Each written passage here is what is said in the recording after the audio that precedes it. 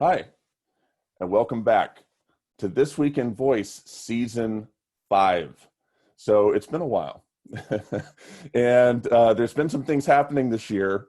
We have delayed the start of This Week in Voice as we have adjusted to pandemic conditions and the fact that there's been information overload and less people having commutes, so less opportunity to consume podcasts. But now we're back, and we're proud to do it, and excited to do it. We got a lot of ground to cover, and we're honored to now, as of season 5, complement This Week in Voice, the podcast and the show, with This Week in Voice VIP, the newsletter, and we'll be able to do a lot of interesting things with the interplay there. So we're excited about that.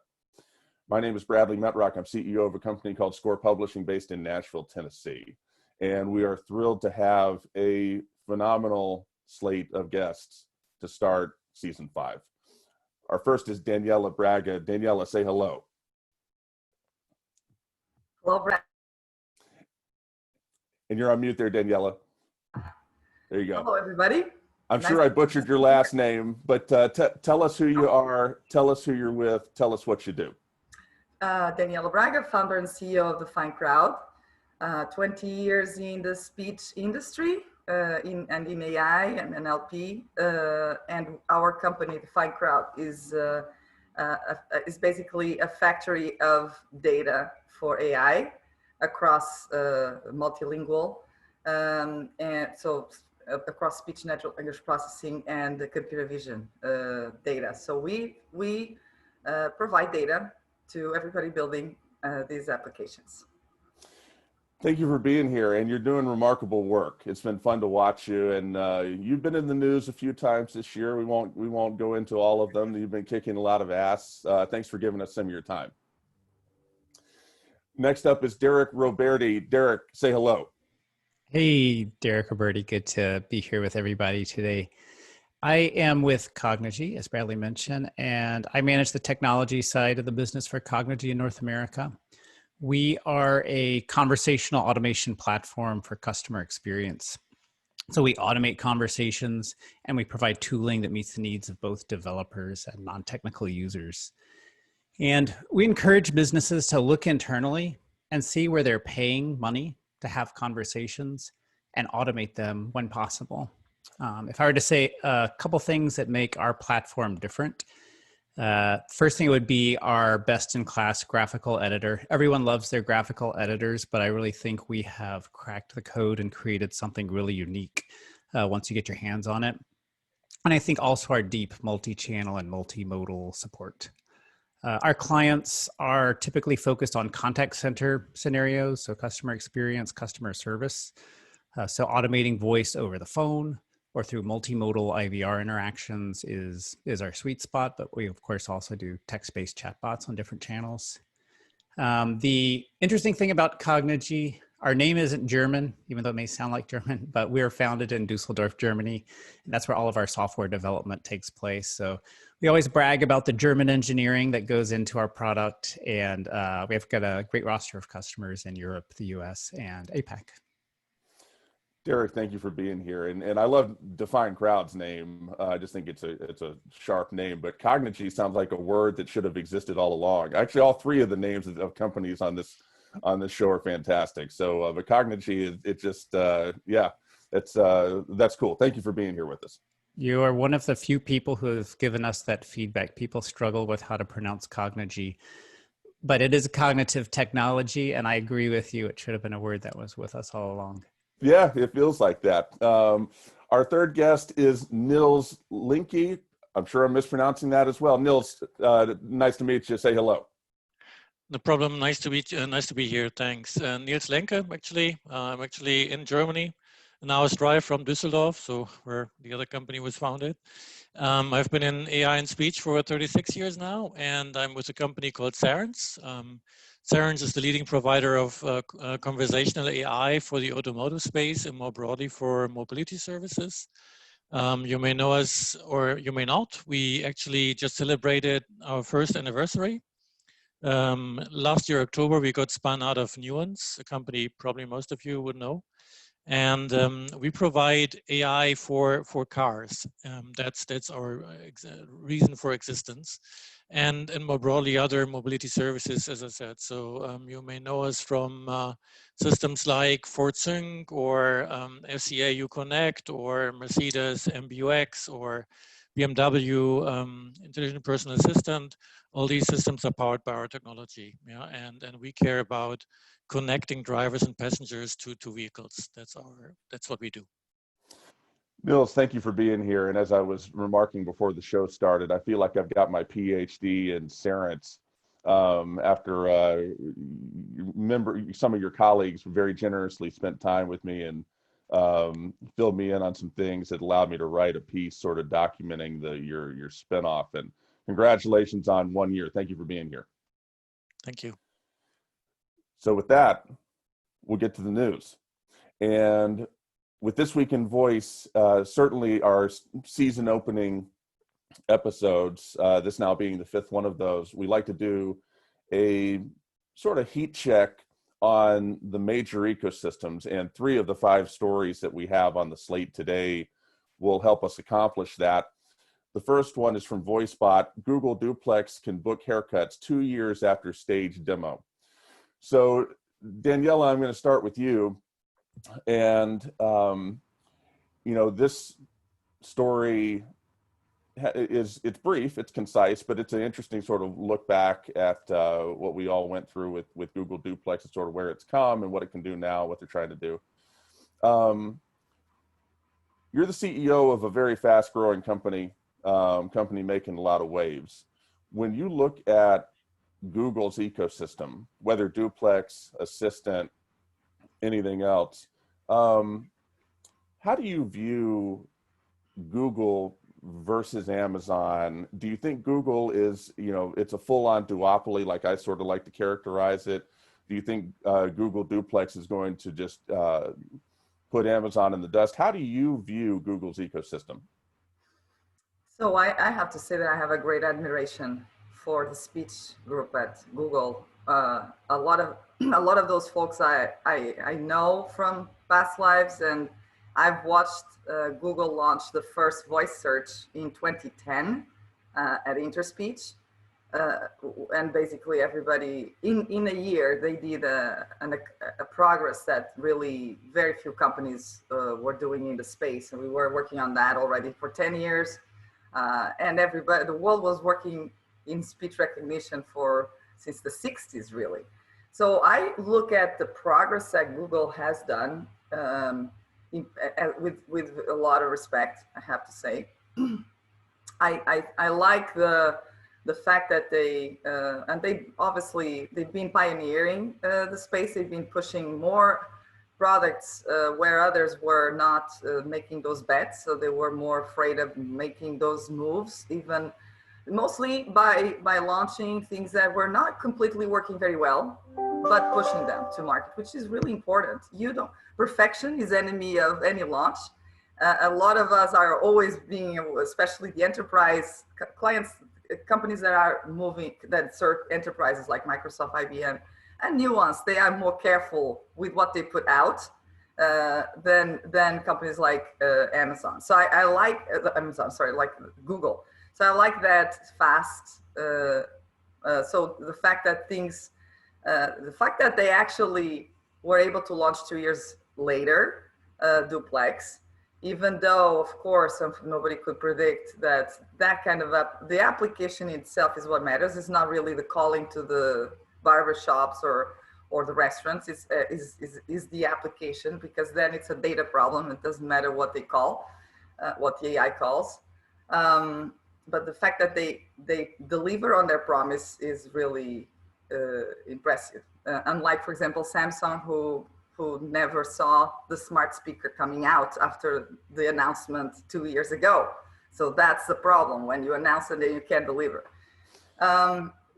Amazon is a little different. So Amazon, they have a similar approach. I look at Amazon and Google in a very, I think Amazon catching up much faster, but also feeding from all the knowledge of industry. They came later, and they already had the way paved, right? That's a big difference. Amazon has been doing a very good job there too, but the thing is, both of them are similar in the way that they look at a consumer market. And obviously consumer markets have, then that's where the data problem comes in. The way these companies have been building their models is over years of no policy around data privacy. And it's not the case with the other companies that, and if in the beginning, some of them were doing that too, very quickly, the enterprise-oriented companies did not do that. They were much more careful about their clients' data privacy, even taking in a world where there was really no policy around data privacy or ethics at that point. So that's just the only thing that makes us all a little uncomfortable, and me in particular, being in the data space. We all know how those models got so good. We all know, and it's not necessarily in the way we believe that should be. And the world is starting, or the regions are starting to not buy into that kind of approach. But that's kind of my 2 cents were a little longer than what you want. No, that's excellent. Yeah, that's excellent. So Derek, Daniela's talking about sort of the resilience that Google has shown over the last 2 years, and talking about, how their posture on some things has been to the benefit of everybody. And, but yet there are some trade-offs. With you and Cognigy, do you agree with a lot of what Daniela just said? How do you view Google and their ecosystem from your perspective? And you're on mute. Thank you, sir. I think it shows for me the different takes on what the Google Duplex demo actually was.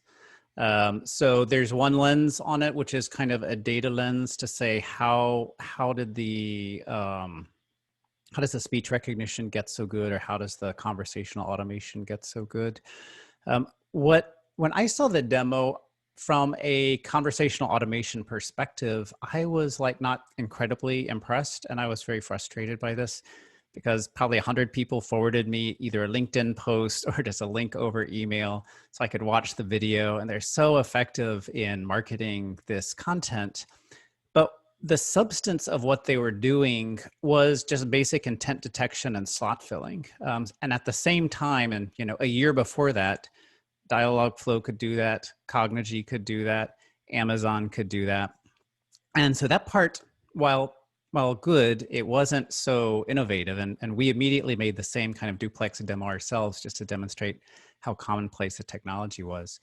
I think what really impressed people and continues to impress me is the quality of the human-like voice itself. So not the ability to book a haircut or make a restaurant reservation, which kind of any conversational platform can do, but just the quality of that human-like speech. But if you look at the article that you shared, they say that all of these conversations, the recipients know they're talking to an AI. So they know it's automated. So I kind of get lost of, even though it's a technical feat for sure to pull off this voice that sounds so human-like, I'm not clear on what the application of it actually is. Well, they've taken a bit of a circuitous route, as a result of just the violent backlash. And it is interesting to note that you're right. As opposed to 2 years ago, now they're disclosing once, twice, 3 times, that they're talking to an AI. That's going to have consequences. That's interesting to point out. It'll be interesting to see if that impedes their growth at all. It looks like it's remains to be seen. Nils, I want to get your thoughts as well. So from Cerence's standpoint, the work that y'all do intermediates the different voice assistants in the car. You sort of sit a layer above, and so you've got this interesting line of sight on the ecosystems as well from what y'all do. Your thoughts on Google and what they're doing? I mean, they're great in technology, and clearly have done great things. And they're also very visible, right? So they have helped the market a lot by just creating awareness together with Amazon and others. I mean, people tend to forget then there has been speech for quite a long time. We have put speech into 320 million cars by now, right? People tend to forget that. It's a lot more than Alexa devices are out there, for example, and also systems Google has put out there in smart speakers. But clearly these companies, because of their brand value and their reach into consumers, they've helped a lot to make the market grow and create awareness for the technology. That's really great. And the case in this article highlights again this triangle of technology is one thing, but then you have usability and you also have ethics, right? If you deal with AI, you cannot just push technology out. You alluded to it. There might be pushback. You need to think about how usable is it? Will users adopt it? Do they like using it? And then the ethical considerations. Is it okay to pretend you're a human being when you aren't? Right? Do you fool people into believing they're talking to a human, but they're talking to Duplex? Things like that.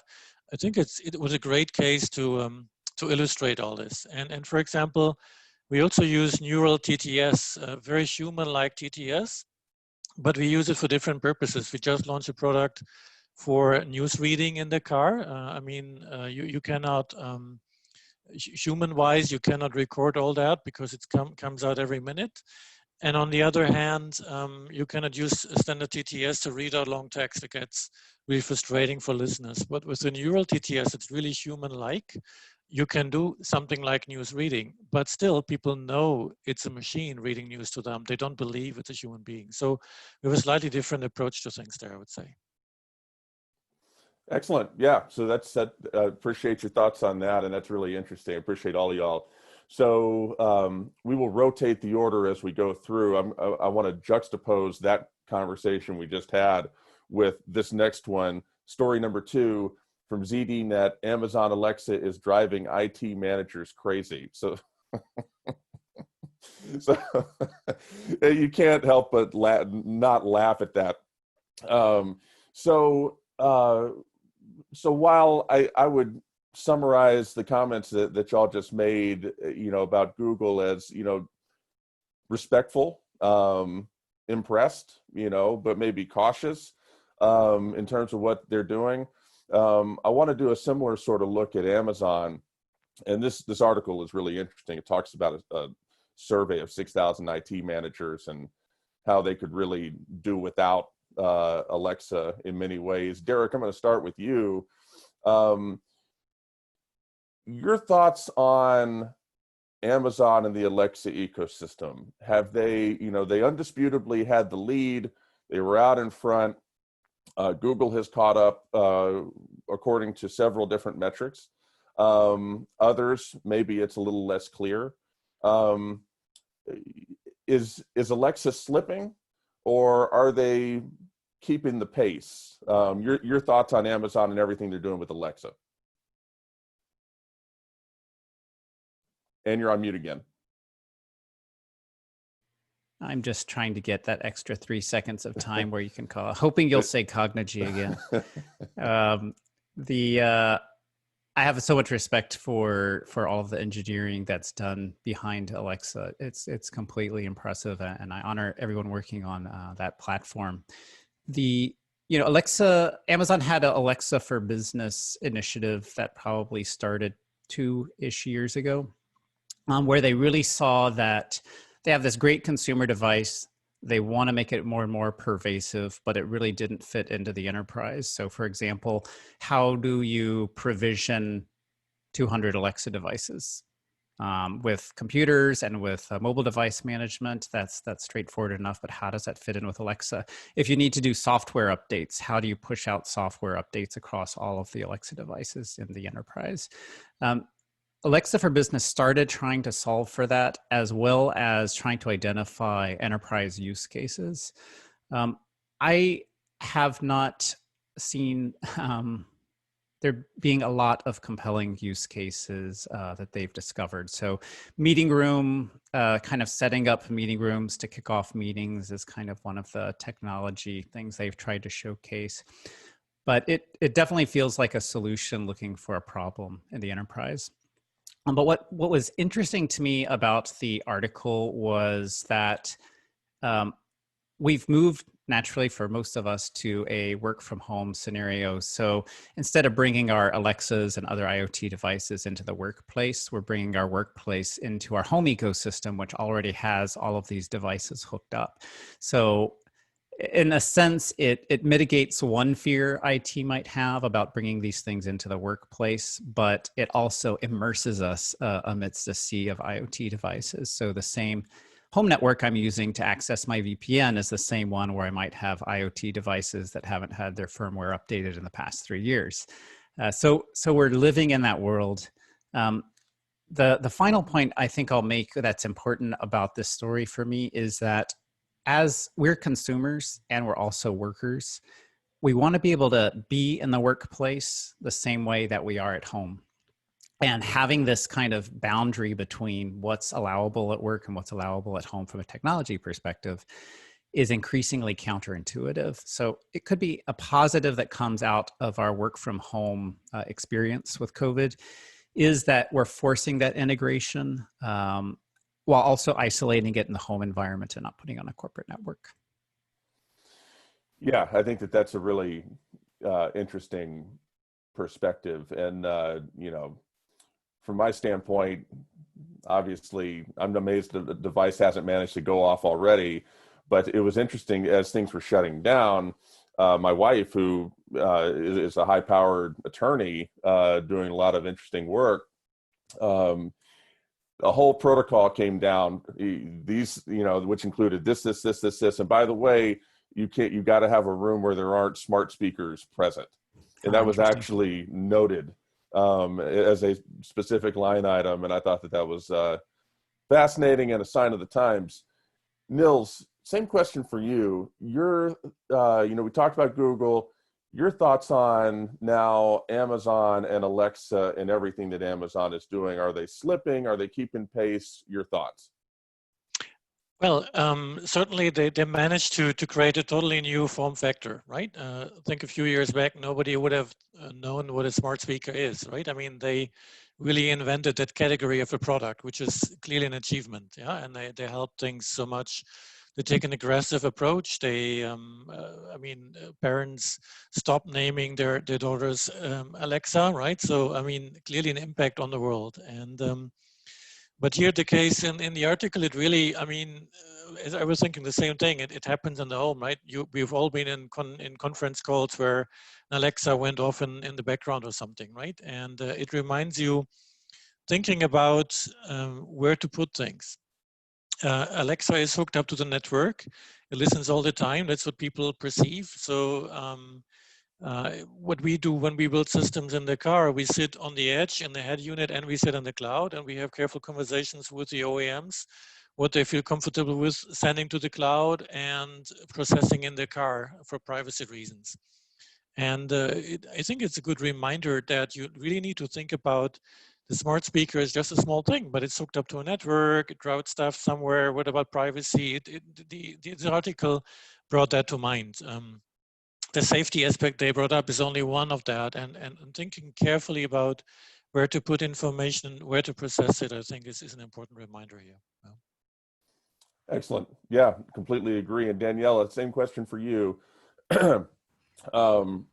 Relative to Google, or in absolute terms, your thoughts on Amazon and Alexa and Amazon's voice ecosystem? So I just want to not correct Nils, but just say that Alexa did not invent, or Amazon did not invent a smart speaker. Actually, that was already, there's a patent produced by Voicebot in 2005, where they actually created the smart speaker concept. But Amazon did an amazing job to push a device that nobody was able to make so cheap. And that's the thing, is pushing a very good device with a microphone array that nobody ever before was able to push to consumers so cheap. it's expensive still today. That's why a lot of the companies could never get the far field speakers out, because they fail, like, and Jibos of the world, and because they failed with the hardware component. It's too expensive to produce. And we gotta say kudos to Amazon on that one, and on being able to take a hit probably of ROI in the beginning, because nobody can imagine that that device is producing money for Amazon for now. And probably now that became massively extended, it was brilliant. I think that is the one of the things I would like to say.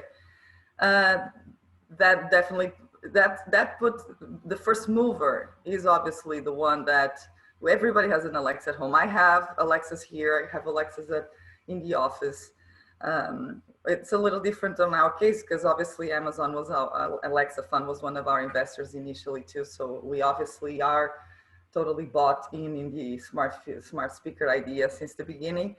And as the technology was evolving, we were never seeing this becoming a problem.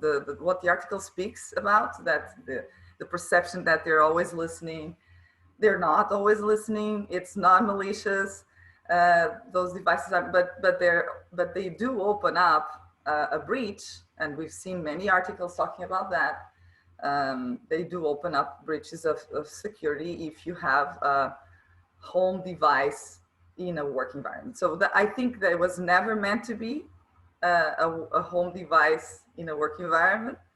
The fact that we're now in COVID moments is obviously a big problem for that. Nobody actually opens up a whole different can of worms that nobody ever expected. It's interesting from my standpoint, you know, in preparing for this show, typically when I will search for Alexa, Google Assistant, you know, just sort of look and see what's been happening. Usually half of the search results or more will be talking about privacy in some which a way. And all three of y'all sort of spoke to that. This time, no. It was actually pretty decent, pretty hard to find recent articles talking about you know, privacy and security as it relates to privacy, specifically as it relates to these mainstream smart speakers. And I think that is obviously a commentary on just this sort of different chapter we're in with COVID, but things have a way of changing, and it'll be interesting to see when that sort of snaps back and privacy becomes this major, the only thing anybody wants to talk about, smart speakers, once again. I appreciate the commentary on that from all of y'all. Story number 3 from MIT Technology Review: Why Kids Need Special Protection from AI's Influence. So we talk about children on this show routinely. There's stories that come up with relation to voice and AI all the time. This is an interesting one, and Nils, I'm going to start with you. There's a lot going on in this piece. What in particular stood out to you? What are your thoughts on our needs to protect children and how we might do that? Yeah, thanks. I agree. It was a fascinating article, especially if you followed the links and read the actual documents from the UN organization there. So because the header is a little bit misleading, you could think, oh, this is all about protect children against the evil of AI. Yeah, and certainly there is some of that, and children especially need protection in the area of privacy and all that, and that's very important and something we take serious, not only for children but also for grown-ups. Ethical considerations, protection against bias, and it's all very important. But actually, if you read the article, it was very positive on AI also. It said the point here is you need to make sure children are included. They have access to AI. It's explained to them, and all children can do because it can help them. And if it's not inclusive, it would exclude them from many services in the world, and we can't have this happen, which is a very positive thought, right? It's not the evil AI. We need to protect our children. The opposite is also true. We need to make sure they have access to it. And thinking about it, it's totally true. I mean, even we build stuff for the car. You might think, okay, it works for the driver. That's it. They're all grown-ups, adults, but it's not true anymore. We started putting speech also into the passenger seat in BMWs a couple of years ago. and the recent S-Class launch, if you follow that, there is now also the speech system is accessible from the back row. And that's where children sit, right? Imagine you have children and the voice system wouldn't work for them. That wouldn't be good. We put speech into elevators now to control the elevators, which is great in COVID times. You don't have to touch anything. Imagine it wouldn't work for children, right? I mean, they get stuck somewhere because the voice only picks up adults' voices. That wouldn't be good, right? It's a trivial example, but it shows it's not only about protecting children, but be about how can we make this technology work for children, their voices, their way of speaking? How can we make sure they understand what's going on? How can we explain how AI works to a child? I found those thoughts very, very interesting. Yeah, that's excellent. So yeah, and I completely agree. And actually, I'm going to come back to the concept that you bring up about sort of equity of access in just a moment. Daniela, I'm going to go to you. Your thoughts on the piece, anything particular stand out, your thoughts on AI and children? So my thoughts on that piece just confirms that it became more and more difficult because again, regulations are starting to pay attention. Even in the beginning of DefinedCrowd 5 years ago, one of the biggest requests we had all the time was voice collections from children. And before that at Microsoft, we always had to do collections with children, which were very limited because of the actual extra work that it involves collecting voices from children. They have to be able to read, so they have to be over 6 years old. They have to have parental consent. They have to have someone monitoring next to you. It's not like we do in a lot of the collections, crowdsourcing and on your own. So there's many, and of course, children don't know how to set up devices. So you need a whole entourage around it. It's a very expensive and sophisticated type of collection. But over time, even in the last 5 years, you see states and regulations prohibiting any type of work, and this is kind of usually repaid in forms of to the schools or to the communities or to the parents or to the children, but you cannot anymore involve children under 14 sometimes in these collections, which just increases bias in AI because children use AI every day. My daughter is a great user of all my speakers and all the devices. They naturally are much more tuned to actually use these types of interfaces than adults would. So it's just becoming harder to address bias and where the children population is increasingly bigger. And I like the education aspect. I think children can educate technologists on how to interface with, because if we get so limited in the things we ask to the devices, because we assume that the devices are not smart enough, children actually don't have that bias or their limitation. They actually think that these devices are as smart as humans, and you can ask them anything, and they can do anything. So, which actually makes technology evolve even better than the common usage of adults. So I at that level, I'm very pro relaxing a little bit these rules, because we have to involve them. We have to involve them. I think that's great. Yeah, excellent. And Derek, same question for you. A lot of moving parts in the piece. Yeah. Anything in particular stand out? Your thoughts on AI and children? Yeah, absolutely. And maybe this is a direction you were going based on your comment earlier as well, Bradley. But first, as people have said, is AI is a powerful tool for good, and even if it's not for evil. I'm not sure if targeting ads towards me that's driven by AI-based algorithms, that's not necessarily evil, but it can manipulate my behavior and my psychology, and I think both adults and children are in a dynamic with that. And some of this contradiction between how technology helps us and how it hurts us plays out along class lines. So the New York Times, probably last year, published a couple of articles about how the most affluent families are the ones that are the least likely to give their children unfettered access to technology. And for the rest of us, I don't know how the scale actually goes, but we use technology as a babysitter, an educator, an entertainer, a way to stay socially connected for ourselves and for our kids. So there's some sense that this plays out to some degree along class lines, is the exposure to technology and the susceptibility just because of sheer screen time to us based on how much we use our screens. But then there's a flip side to it as well, which is during COVID and shelter in place, computers have been essential to children to be able to stay connected with their educators.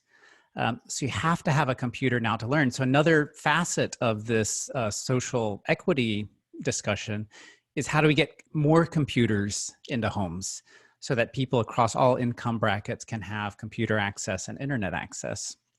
So it's constantly this twofold thing of wanting to give more technology, make it available across the social spectrum, but also some sense that we need to shield children and ourselves from the influences of technology.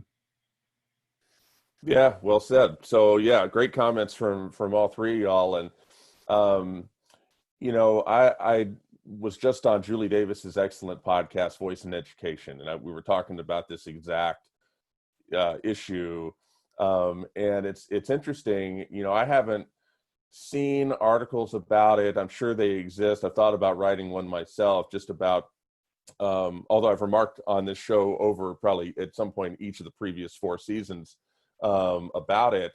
The fact is that Amazon's rapid ascent to mainstream voice stardom, it created this wake of, it kicked up so much dust, it was hard to tell all the repercussions of that. And now we have fully come to understand that as a direct result of Amazon's audience skewing wealthier, skewing more educated, that, guess what, Alexa is not available to everybody. And despite the fact that, there's been multiple documented sort of good educational outcomes from children being able to interact with their voice assistant. And the one that stands out to me, which I mention in talks all the time, is children with growing up with a speech issue, as I did. Yes, you go to, speech therapy and you do all these different things, but what they have discovered is that children who have access to Alexa specifically, and now Google, coming along, and even Siri, which we'll talk about in a second, they get over those issues much more rapidly. And it makes a lot of sense. You're able to talk to a voice assistant over and over and over again. It's not judging you like a human being would. Furthermore, it cuts you no slack. It either understands you or it doesn't. Super interesting. And it truly is an equity issue. And that came across in all y'all's comments. But I appreciate the thoughts on that. Really interesting article, and something that certainly we'll be talking more about as season 5 progresses. Can I add one thought there? Fire away. What you said reminded me, when I was still part of Nuance, one of my happiest day in my professional life was we got a video message from a 12-year-old girl, right, who said, I've been using Dragon Naturally Speaking meditation product, and it solved my problem at school. She had dyslexia, so she couldn't spell properly, but she said, everybody thought I'm dumb because all my text is full of mistakes. Since I dictate with Dragon, because Dragon, of course, doesn't make any mistakes, now people see I can write smart text, and your product changed my life. Yeah, and this is the moment, these are the moments when you feel what you're doing is really the right thing. As you say, I mean, it helps children overcome problems they have, and they need to have access to it. Every child, right? Not just the rich. Completely agree. And it also reminds me of, at Project Voice, before the world started shutting down, we had Google and the Canadian Down Syndrome Society have a joint venture called Project Understood. And it basically exists to attempt to ensure that Google Assistant is better at understanding people with Down syndrome than it otherwise would have been. So, you know, voice assistants understand 19 out of 20, 39 out of 40, you know, a lot of words that a normal human being says. People with Down syndrome, it understands 1 out of 3 words. So it speaks to Daniela's point about how we want to have children as part of our data set so they don't get left behind, which is a really, I think it's spot on, because we were able to observe, you know, there's many other situations in addition to kids where that's the case, and it's just how to do it responsibly is where the rubber meets the road on that. I appreciate you interjecting that. Any other thoughts on that? I'm not going to give much airtime to Apple. I refuse. So if there's any other app, okay, cool. We'll move on to story number 4. As always, as has been a tradition of this show since this season 1, episode 1, we will now check in on Apple. So let's do that. From 9 to 5 Mac, Apple announces $99 HomePod mini smart speaker and new Siri features. Okay, so you know, the Apple slander runs deep on this show. You know, we respect plenty that they do, but you know, we take our shots at them too. Daniela, I'm going to start with you. Does anything that Apple is doing matter to you? Do you care about these announcements that they rolled out? Are you optimistic about Siri at all for any reason, or is it just whatever, get back to me when you catch up? Well, this article clearly shows that they're late to the party, but they were able to put a product with a competitive price with the others. So that, even though in the equivalent, it's kind of between the cheaper versions of Google and Amazon and the most expensive speakers of all of the others. I think I really have to say that I'm actually, Siri has improved a lot in the last couple of years. A little always late to the show, but the fact is they always have, they will always have an audience, because they were able to they are able to appeal to a segment of population that wants to be exclusive, that likes the aesthetics of the devices, and that for which price is actually not a problem, which actually surprises me that they come up with something competitive on price. Obviously to push to the market, but I find it really hard for someone who already has an Alexa or a Google at home to go buy that device, especially because of integrations with their phones. It's just a whole complication. No, but I do like a lot the latest translator that Apple launched in Siri. And I think that's a pretty cool differentiator compared to other digital assistants. In the end of the day, Apple is a consumer product, but a different level of consumers. Again, this other level of consumer. So they will have to come up with things that appeal to people who travel, people who are more multinational, or other that have other types of needs that interact with different kinds of services. Probably not the barbershops, but that need to probably check the stock exchange and things like that. So it's a whole. I think it's interesting. There's room for Apple for sure in this more consumer market. If Siri's interacting with the barbershop, it's because it called it on accident.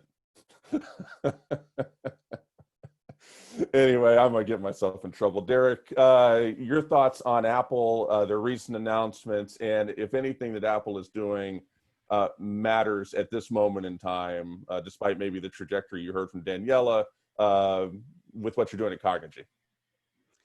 I would say similar to Daniela, that was kind of a head scratcher, and we all have to kind of figure out why did Apple enter the low cost smart speaker market, because there's so many other and better options out there. Some of the new features that they've brought onto the smart speaker, like the intercom mode, have existed on the Apple Watch for 2 or 3 years at this point in time. So there's not a ton of innovation in terms of what the speaker can do. And naturally, that's been a feature of Alexa for a long time as well. So it's a little bit of a head scratcher, but I'm trying to kind of find a couple of nuggets in this story. One is really that maybe Apple has decided that the smart speaker doesn't need to be all that smart, because the common use cases, of checking the weather, setting the timer, playing music, all of that can be done with Siri, and maybe they don't really need to worry about opening up a really rich, skills creation community like Alexa has. Maybe that's their decision. The other thought I had about it was along this privacy topic we've been talking about. As a consumer, the one thing that might differentiate a smart speaker from Apple versus one from Google or Alexa is the idea that Apple's the only company that's not in the business of monetizing your data. So they want to sell you products, but all they want to do is sell you more Apple products. They're not an e-commerce giant. They're not pushing ads to you in the way that Google does. So maybe a way to look at it is, if you want to be have the smart speaker device and a lot of the capabilities, but you are wary of how your data might be used by Amazon and Google, it could be a good choice. Yeah, no, that's a great point, and I'm sure what they're hoping for. Nils, with what y'all do, with the car, you probably interact with Apple maybe more than anybody, of the three guests. Your thoughts on Apple, these announcements, does it resonate with you or not? Well, I have deep respect for Apple and their design qualities and the products they put out there. They work, they're hassle-free and all that. I mean, my father is 82. We got him a smartphone some years ago. He can operate the iPhone easily. Not sure it would work with other systems where there's more to do, right? I mean, I like this, that they think it through the end. You don't have to really worry about how to plug something in. It just works, right? I admire that. And you're right. We see them in the car. We can connect from our assistants, reach out to Siri and the Apple ecosystem, empower integration of that into vehicles. So that's something we deal with. What I found interesting in the article is that they have picked up voice biometrics apparently. So the article spoke to the fact that it can detect by the voice who is speaking and then adjust the content. And that's something we do as well. I think it's very important because it solves some of the problems we touched upon earlier. Like, voice biometrics can do identification of speakers. The same is in the new S-Class, by the way. Again, it's not pioneering by Apple, but it's something they do well, I believe, following that. In the S-Class, by the voice, the car decides who is speaking and pick up the right profile. Yeah, it pulls up your music preferences, your heat, the seat adjustment and all that. So you can use voice biometrics for that. That's apparently what they now also do. You can also use voice biometrics for authentication, for payments, something that's clearly coming. We do this in the car. And then finally, you can also use voice biometrics for classifying people. You can detect, for example, a child is speaking and shield them from some of the evil aspects of AI, right? So I think voice biometrics appearing in Siri and in smart speakers is a good thing. Yeah? And that Apple now also does it, I believe, is something they do right. And typically they do things well. When they do it well, and they have a really good design and all that. So I like what they do. Excellent. So the general consensus there's respect. They got a ways to go, but the respect level is intact. That's good to see. We're all hopeful that they continue to make progress. We're going to close with story number 5, and it's from TechRepublic. Pandemic accelerated the adoption and sophistication of IoT technology. So rather than talk about this article, if something jumped out at you, feel free to mention it. But I want to provide the opportunity really just to to see if you agree. You know, I was reading something the other day that talked about how these particular academics thought that the pandemic and everything that came with it has accelerated different industries and different sectors as much as 5 to 10 years ahead of where they would have been over this 9-month, 10-month period, or however far you want to go back. And I think I see evidence of that in different things that I pay attention to, and I certainly think you can make the argument with voice and AI. Derek, I'm going to start with you and then go to Nils and then close with Daniela. First of all, do you agree with that premise? Second of all, tell me something about your company, Cognigy, that excites you, given that, this acceleration we just talked about, and if it exists, or even if it doesn't, something that you're excited about for your company heading into 2021. Yes, I very much agree. I don't know if COVID is accelerating the, underlying technological development, but it is pushing the imperative of technology and automation specifically into the enterprise. So a lot of companies that have been slow to adopt automation technologies just through general conservatism in IT or in their business processes are now having to address, hey, with COVID, we have a lot of clients whose contact centers have really blown up because they have so much more inbound calls than they did, just based on the nature of the businesses that they're in. So they're thinking about, we've got to look seriously at how to automate this. So if you go back, talking about searching the web, if you go back to 2016, there was a lot of hype around Facebook Messenger bots and Alexa, and everyone was so excited. And it was always clear that just one more year and, chatbots would be everywhere and voice bots would be everywhere. And we haven't really seen that. We've seen kind of just a gradual and continuous adoption of these technologies. But I think COVID injects some imperative and urgency into adopting automation that will affect the industry that we're in. So I would say for us, if I look to 2021, we are looking at a lot more automation of the contact center. So seeing voice bots as being a major focus for contact centers and customer service, and chatbots will only increase and accelerate to where, again, the actual usage will catch up to where the state of the art of the technology is. Excellent. Yeah, no, that's great. Nils, same question for you. Do you agree with this underlying premise that COVID has accelerated things across the board, or maybe specifically for you and Cerence? And hit me with something that you're excited about, Cerence is excited about heading into 2021. Sure.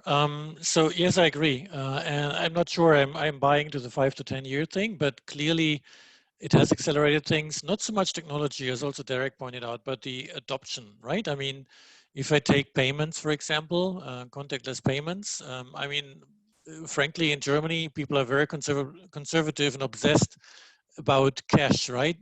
Coins and all that, and how the adoption has exploded of contactless payment methods is really amazing. And we see the same in what we do. We've launched 2 products this year. One is Car Life, where we help voice enable and automate the sales process of a car, and then with the consumer entering their car, learning about the car.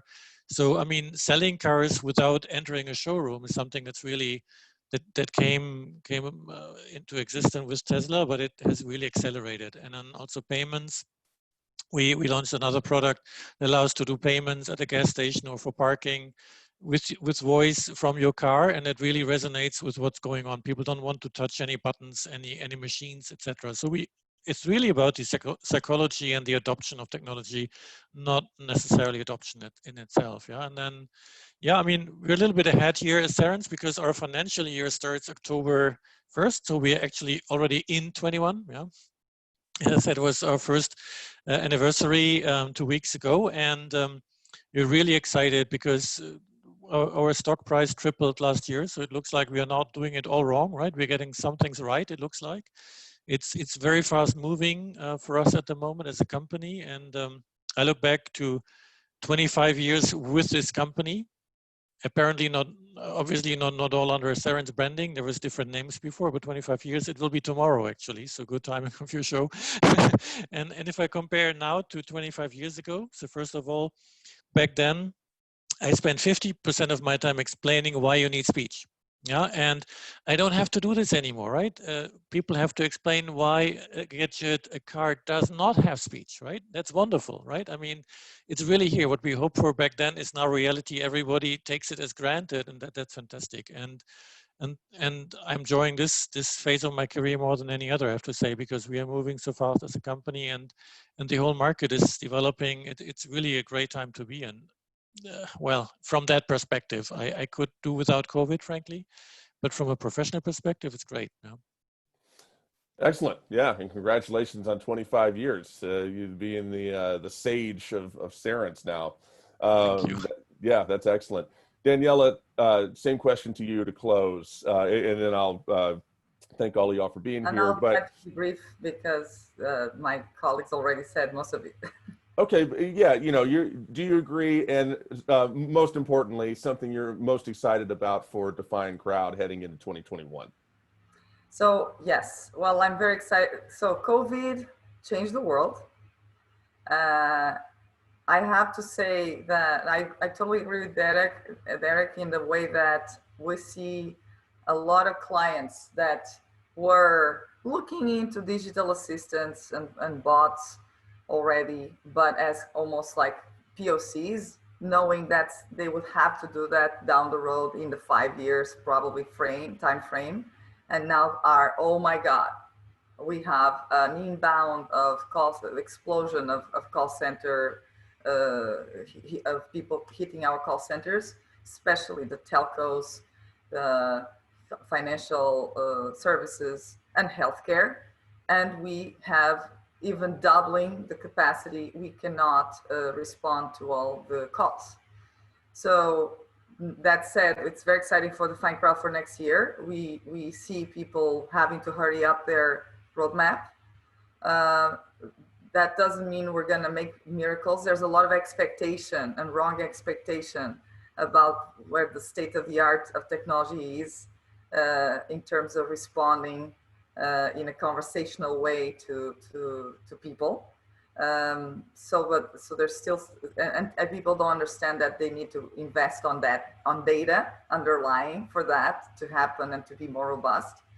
But I do have to still explain a lot to my clients why do they need speech, especially in the verticals that are not tech or robotics or more technology speaking. So and governments. So I still do need to explain a lot. Maybe not in the automotive because you guys have been around for a long time and became regulation to have became a policy to have a hands-free interaction with the car, but the rest of the world is clearly COVID is pushing it, but it's and it's going to take care all of us to we're going to be very busy next year. That's for sure. Daniela, Derek, Nils, thank all three of you very, very much for being part of the season premiere of season 5, This Week in Voice. It's been an honor having you on the show. For This Week in Voice, season 5, episode 1, kicking things off in grand style. Thank you for being here. Thank you for listening. If you're listening on major podcast provider of choice, thank you for watching. If you're watching on YouTube, until next time.